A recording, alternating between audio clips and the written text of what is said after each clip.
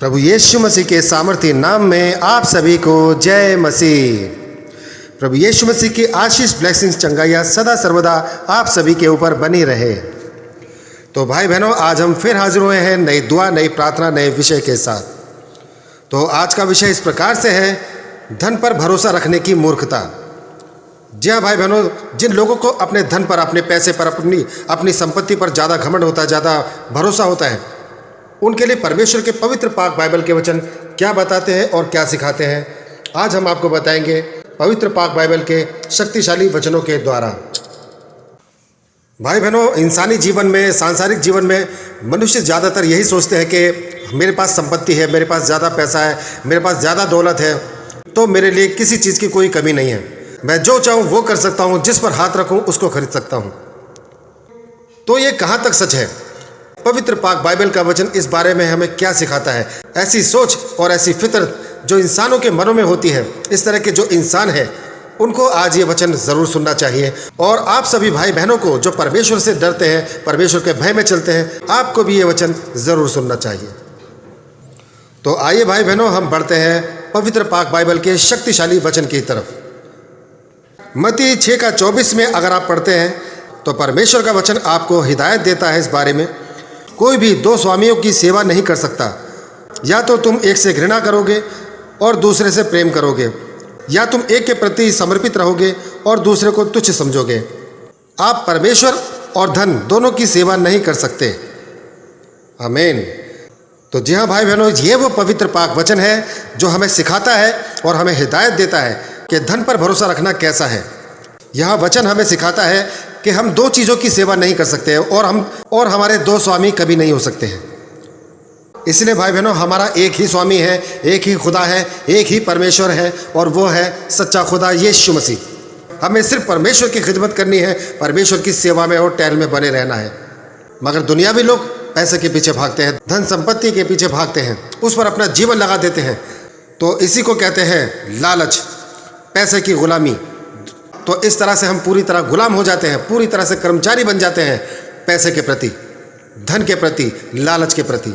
तो भाई बहनों, आप ही बताइए, हम किसके दास हुए?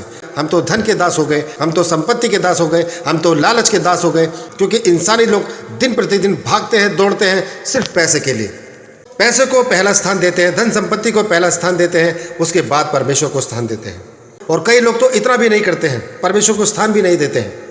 इसलिए भाई बहनों, हमारे दो स्वामी नहीं हो सकते हैं। हमारा स्वामी, हमारा पिता, हमारा गुरु, हमारा परमेश्वर सिर्फ यीशु मसीह है, जो हमें सब कुछ प्रदान करता है, जिसके द्वारा हम अपनी ज़िंदगी में सब कुछ प्राप्त कर सकते हैं।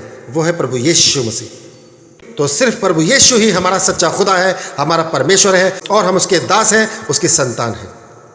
ये बात आप सबको पता होनी चाहिए और याद होनी चाहिए, क्योंकि सांसारिक दौलत, सांसारिक पैसा हमें कभी आराम नहीं दे सकता है, कभी सुकून नहीं दे सकता है। इसके द्वारा हम और ज़्यादा परेशान होते चले जाते हैं, और ज़्यादा दुनियावी सांसारिक जाल में फंसते चले जाते हैं, और भी ज़्यादा गफलतों में गिरते चले जाते हैं। मगर जो हमें परमेश्वर खुदावन यीशु मसीह की ओर से मिलता है, उसमें हमें पूरी संतुष्टि होती है, पूरी आशीष होती है, पूरी ब्लेसिंग्स होती है। हम हमेशा सदा सर्वदा आनंद और खुशी में अपने जीवन को बसर करते हैं, क्योंकि वो सब कुछ हमारे पास होता है जिसकी हमें ज़रूरत होती है, क्योंकि उसमें हमें ब्लेसिंग्स मिलती है और आशीष मिलती है। तो आइए भाई बहनों, बढ़ते हैं दूसरे शक्तिशाली वचन की तरफ। अगर आप देखेंगे सबोपदेशक 5:10 में, तो परमेश्वर का वचन यहाँ पर आपको सिखाता है, लालच संतुष्टि का वादा तो करता है, लेकिन कभी संतुष्ट होने नहीं देता। जी हाँ भाई बहनों, जो पैसे से प्यार करता है, उसके पास कभी भी पर्याप्त नहीं होता, कभी भी संतुष्टि नहीं होती, कभी भी इसको मुकम्मल जहान नहीं मिलता है। सबोपदेशक 5:10 में अगर आप पढ़ेंगे तो परमेश्वर का वचन आपको यहाँ पर फिर सिखाता है इसी बारे में। लालच संतुष्टि का वादा तो करता है, लेकिन कभी संतुष्ट होने नहीं देता। जी हाँ भाई बहनों, जो पैसे से प्यार करता है, उसके पास कभी भी पर्याप्त नहीं होता, कभी भी मुकम्मल नहीं होता, कभी भी कोई संतुष्टि नहीं होती उसके पास। जो कोई धन से प्रेम रखता है, धन से प्यार करता है, वह अपनी आय से कभी संतुष्ट नहीं होता, अपनी इनकम से, अपनी सैलरी से कभी संतुष्ट नहीं होता। तो भाई बहनों, आखिरकार ये भी व्यर्थ ही साबित हुआ। लालच ऐसी चीज़ है जिससे हम कभी भी तृप्त नहीं होते हैं, हमेशा तड़पते रहते हैं, हमेशा तड़पते और तरसते रहते हैं। थोड़ा और हो जाए, थोड़ा और हो जाए, तो उसमें कभी कोई तृप्ति आपको, कभी कोई संतुष्टि आपको नहीं मिलती है। और इस लालच से क्या होता है, हम बुरे काम भी कर देते हैं, जैसे दूसरे का हक मार देना, दूसरे की कोई राशि लेकर वापस ना करना। इस तरह के पाप भी हमारे जीवन में उत्पन्न हो जाते हैं। शॉर्टकट को अपनाने लग जाते हैं, दूसरे रास्तों पर चलने लग जाते हैं, तो इस तरह से पाप पैदा होता है लालच के द्वारा, और इसके द्वारा हम शैतान को अपने जीवन में बढ़ावा देते हैं। तो भाई बहनों, जो हम सांसारिक दौलत के पीछे भागते हैं, अपने आप को खर्च करते हैं, अपने शरीर को, अपने दिनचर्या को, उससे हमें कभी कुछ हासिल नहीं होता है, उससे हमें कभी कोई तृप्ति नहीं होती है। क्योंकि भाई बहनों, प्रभु यीशु मसीह ने भी कहा है, धनवानों का स्वर्ग में प्रवेश करना उतना ही मुश्किल है जितना एक ऊंट का सुई के नाके से निकलना। तो भाई बहनों, ये तो बिल्कुल नामुमकिन हो गया है। क्योंकि जो धनवान हुए हैं वो पैसे के पीछे भाग भाग कर और लालच के पीछे भाग भाग कर और शॉर्टकट अपनाकर धनवान हुए, और अपनी ज़िंदगी उन्होंने सिर्फ पैसे के लिए दी है, तभी वो धनवान होने पाए हैं। अगर आप उनकी जीवनी पूछें तो भाई बहनों, उनके जीवन में एक मिनट का भी उनको आराम नहीं है, चैन नहीं है, सुकून नहीं है, 1 घंटे की नींद उनको आराम से नहीं आती होगी। इसीलिए ऐसे लोग इंजेक्शन लेते हैं, दवाइयाँ खाते हैं सोने के लिए, और हमेशा डरे और घबराए हुए रहते हैं। लालच की वजह से उनके मन से कभी डर, कभी भय निकलता नहीं है। मगर भाई बहनों, जो प्रभु यीशु हमारा खुदा हमको देता है, उससे हम पूरी तरह तृप्त रहते हैं और निडर रहते हैं और बलवंत और सामर्थ्य बनते जाते हैं, क्योंकि हमारे पास कभी कोई कमी नहीं रहती है।